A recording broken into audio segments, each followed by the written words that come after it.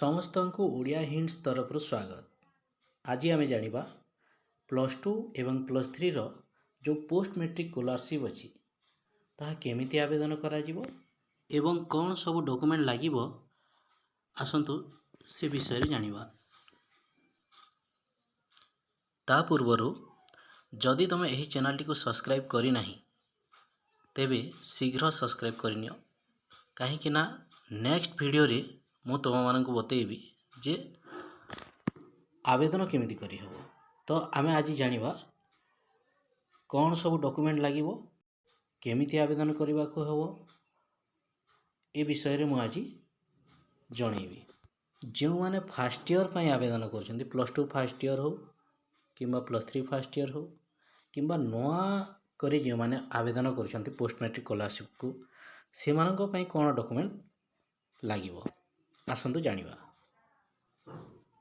ପ୍ରଥମ କଥା ହେଲା ଯେ ଯଦି ତୁମ ଆକାଉଣ୍ଟରେ ଆଧାର ସିଡ଼ିଂ ହୋଇନାହିଁ ବା ଆଧାର ସିଡ଼ିଂ ଇନ୍ଆକ୍ଟିଭ୍ ରହିଛି, ପ୍ରଥମେ ବ୍ୟାଙ୍କକୁ ଯାଇ ତାକୁ ସିଡ଼ିଂ କରାନ୍ତୁ।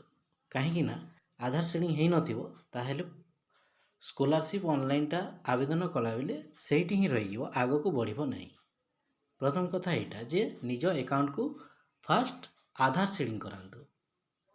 ଦ୍ୱିତୀୟ କଥା ହେଲା ଗୋଟେ ପାସପୋର୍ଟ ଫଟୋ ଲାଗିବ, ବାପା କିମ୍ବା ମାଆଙ୍କର ଇନକମ୍ ସାର୍ଟିଫିକେଟ୍, ତାପରେ କାଷ୍ଟ ସାର୍ଟିଫିକେଟ୍, ମେଟ୍ରିକ୍ ସାର୍ଟିଫିକେଟ୍। ଯଦି +2 ପାଇଁ ଆବେଦନ କରୁଛନ୍ତି ମେଟ୍ରିକ୍ ସାର୍ଟିଫିକେଟ୍ ନିହାତି ଲାଗିବ, ମେଟ୍ରିକ୍ ସାର୍ଟିଫିକେଟ୍ ଦେବେ। ତାପରେ ପାସବୁକ୍ ସବୁ ଏସବୁ ସ୍କାନ୍ କରିକି ସେଠାରେ PDF କରିକି କ୍ଲିୟରଲି ଏଣ୍ଟ୍ରି କରିବାର ଅଛି। ପରବର୍ତ୍ତୀ ଭିଡ଼ିଓରେ ମୁଁ ତୁମମାନଙ୍କୁ ଲେବର କାର୍ଡ଼ରୁ ଯେଉଁ ସ୍କଲାରସିପ୍ଟା ମିଳେ, ଲେବର କାର୍ଡ଼ ମାଧ୍ୟମରେ ଯେଉଁ ସ୍କଲାରସିପ୍ ମିଳେ ତାହା ଜଣେଇବି ଏବଂ କେମିତି ଆବେଦନ କରିବାକୁ ହୁଏ ତାହା ଜଣେଇବି। ସେଥିପାଇଁ ଚ୍ୟାନେଲଟିକୁ ସବସ୍କ୍ରାଇବ୍ କରିନିଅନ୍ତୁ ଏବଂ ବେଲ୍ ଆଇକନ୍ଟିକୁ ଦବାଇ ରଖନ୍ତୁ।